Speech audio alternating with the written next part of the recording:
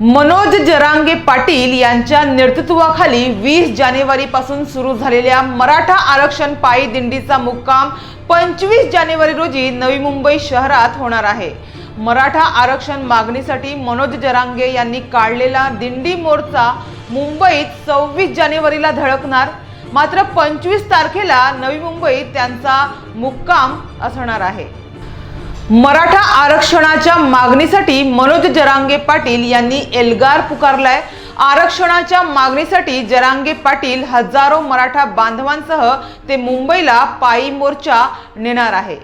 मनोज जरांगेंचा मराठा आरक्षणासाठीचा मोर्चा अंतरवाली सराटी येथून मुंबईकडे रवाना होऊन आज 5 दिवस झाले आहेत। आज या मोर्चाचा 5वा दिवस असून मनोज जरांगे आज लोणावळ्यात मुक्काम करणार आहे।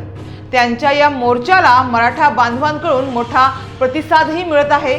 सरकारकडून आरक्षण घेऊन राहणारच असा निर्धारच जरांगेंनी केला आहे। जरांगे पाटील हे मुंबईत 26 जानेवारी पासून उपोषणाला बसणार आहे। त्यासाठी नवी मुंबईतील मराठा समाज आणि मराठा क्रांती मोर्चाच्या वतीने त्यांची व्यवस्था केली जात आहे। त्यानुसार बाजार समितीमधील कांदा बटाटा बाजार आवारात या मोर्चाचा मुक्काम होणार असून महिलांची राहण्याची व्यवस्था सिडको प्रदर्शन केंद्रात करण्यात आली आहे, अशी माहिती नवी मुंबईतील समन्वयकांनी दिली आहे।